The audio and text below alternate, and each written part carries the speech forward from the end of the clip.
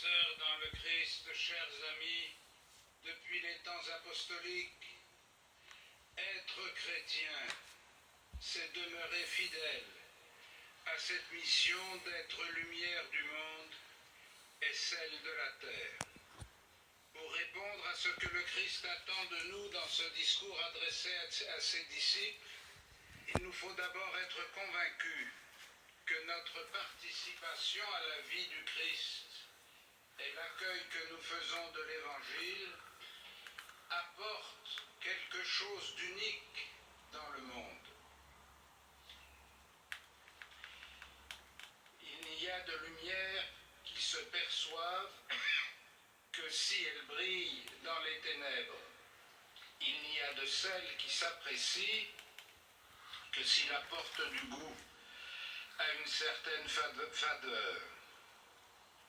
Nous ne pouvons pas espérer être la lumière du monde et le sel de la terre sans cette conviction profonde que l'Évangile est une source d'espérance pour tous les hommes et pas simplement pour nous, et que notre fidélité à l'Évangile et notre désir de suivre le Christ sont importants non seulement pour chacun et chacune d'entre nous, mais pour l'humanité tout entière.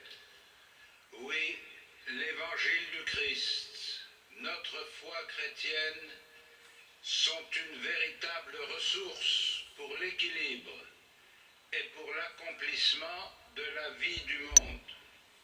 Nous sommes le corps ressuscité du Christ et nous sommes porte-parole du Christ lui-même pour l'univers entier. Et c'est parce que nous avons apporté cette parole du Christ, c'est parce que nous avons à vivre cette vie de l'Évangile que nous devons espérer de toutes nos forces que l'Esprit de Dieu habite nos cœurs et mobilise nos énergies. Mais voilà, comment être la lumière du monde? Comment être le sel de la terre? Notre énergie vient de la personne du Christ lui-même. Car, nous dit saint Paul, j'ai décidé de ne rien savoir parmi vous, sinon Jésus-Christ et Jésus-Christ crucifié. C'est la folie de la croix qui se confronte sans cesse à la sagesse du monde.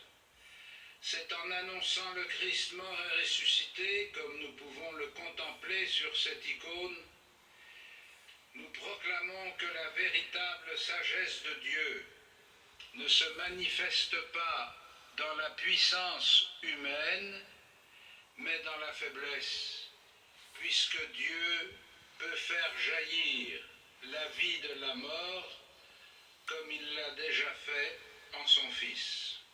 Être lumière du monde, être le sel de la terre, c'est concrètement répondre aux attentes de celles et de ceux qui nous entourent.